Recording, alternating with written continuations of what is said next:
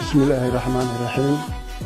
مجالي جوا حسين ديري أفرح صوماليين أبو كاتن كاها لطليها شرعيها ولدي وكعنك.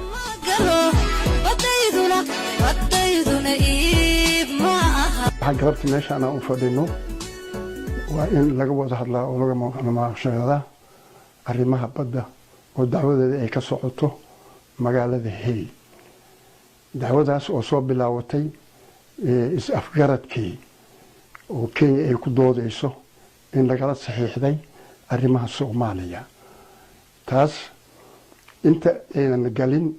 مركو هوري مهان ربا إن أن حوغاي وحير كشيغو إن صوماليا شرعي بديت أي لهيد وشرعي غاس تضباطن إلى بدي بيكشي أكتوبر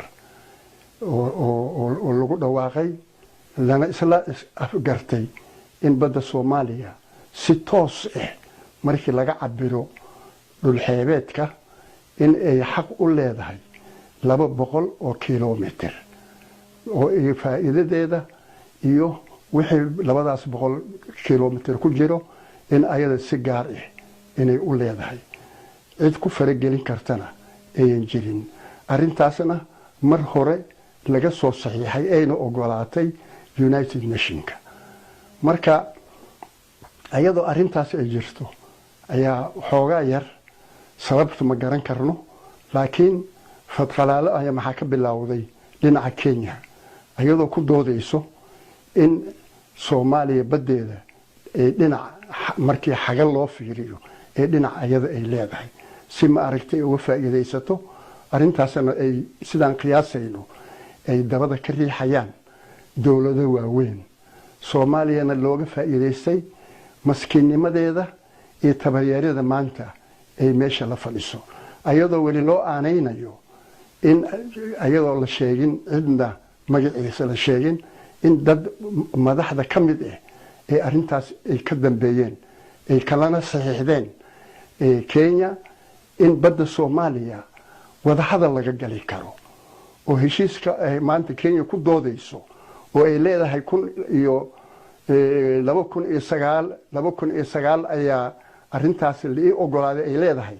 dadkii saxiixay maanta waa joogan waana la og yahay 2009na annaga markii gadaal loo fiiriyo dawlad ku meel gaar ah awood aan dad wax kula saxiixano ama bad ama bari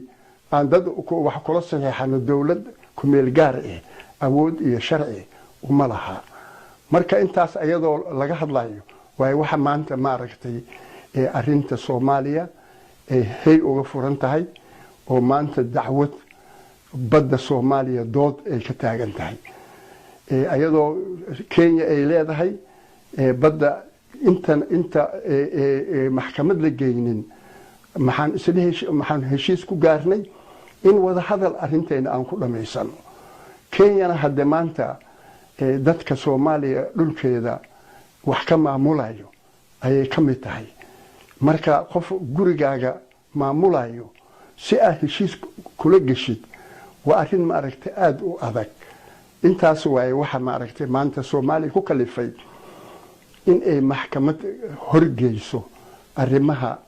arrimaheeda oo ayada xaq ay u leedahay badeeda inay u dacwooto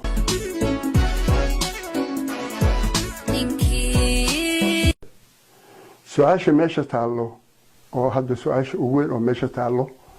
وأود محكمة دعوة كصوت محكمة يونايتد نيشن أي هوست كتا حقنا ما هيقول لي هذا عندي مركز هيسته إن ما أركتي كجارتو جوان كاسو محكمة مركي جارتو وحبي لك قاعدن كرو وسنهين sideedana go'aanka ayada ma fulin karto waa labada qolo markaas meesha is haysato wixii ay raali ka noqdaan oo go'aanka maxkamadda ay raali uga noqdaan example yar hadii aan soo qaado dacwadan hadda anaga oo aan u fadhino maxaa ka horeysay dacwo sheena lagu dacweeyay dhul ma aragtay oo Thailand iyo Philippines iyo Israel badan jasiirada badan oo shiina gacanta ugu jiro in dadkii lahay ay dhaheen hana looga wareejiyo marka shiinaha go'aankii maxkamadda marka hore maba eeyanba ka qayb galin dooda oo dacwada taas oo shiinaha markii dambe jidku ay ku siisay ay leedahay dacwo aniga aanan joogin ayaa xukunkeeda la gaaray mana ogoli dadkii dacwada ku adkaaday oo maxkamadda ay u go'aamisayna markii ay dib ugu noqdeen maxkamadda maxay tiri aniga awood arintaas aan ku fulino ma lihin taas maxay daliil u tahay annaga iyo Kenya waa in ma aragtay go'aanka maxkamadda ka soo baxo aan ku qanacno meel dambe oo looga noqonayana aan jirin dooda markii run loo hadlana ee Soomaaliya ku jid leh oo Soomaaliya waxay taagan tahay aniga badayda ha laga xisaabo si toosan ha loo xisaabo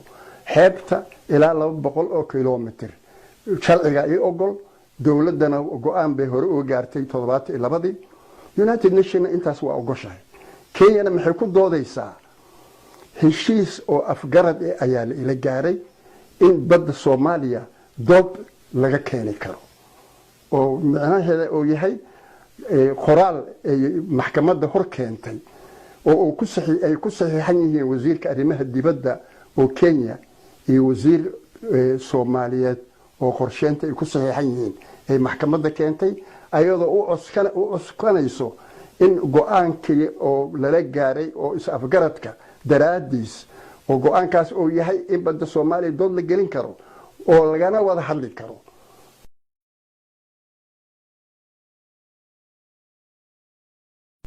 arintan badda oo annaga iyo Kenya naga dhaxayso waxda soo bilowday ma aha Kenya muddo badan ay ku taamaysay in mar ay badda Soomaaliya dhinac ka hesho taas annaga hadda ka hor maxaa nooga sheekeeyay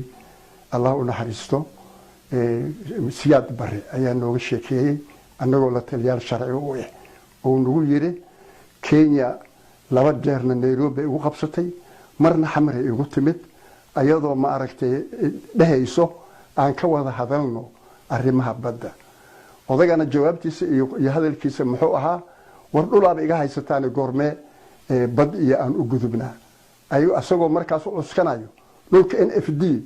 in ma aragtay maalin cad oo Ingiriiska Kenya ku wareejiyay dhulkaasna uu yahay gaarisi ka bilaw ilaa wixii ka hooseeyo dhul Soomaaliyeed inuu yahay marka arintaas ayadoo sidaas ay tahay oo waxaan waqti hore ay soo jiitamaysay ayaa maanta Kenya maxay chance noogu heshay in madaxda Soomaaliya kamid ah ay u saxiixaan in badda Soomaaliya laga wada hadli karo ayadoo wali aan la yaabanahay saxiixa markii adiga dawlad ka socotay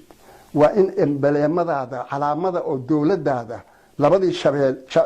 shabeel iyo warmihii in dhinacay uga yaalaan ma aha annaga ma ihin nin shaqaalo u ah Kenya calaamada oo maanta ay Kenya wadatana xaanshida ay wadato meesha dhexe maxaa ugu masawiran calaamada oo Kenya embleemka Kenya ugu masawiran annaga dhinaca oo wasiirkeen oo saxiixayna wax ka muuqdo ma jiraan marka taas maxay ku tusinaysaa in ma aragtay aan habaab aan ku soconay si habaab aan ku soconay oo aynan ma kala garanaynin internationalka amuurihiisa war anigu markaan dawlad ahay dawladeedan aan wax u saxiixayo waa in ay ka muuqdaan calaamada aniga dawladeeda ay leedahay inay ka muuqdaan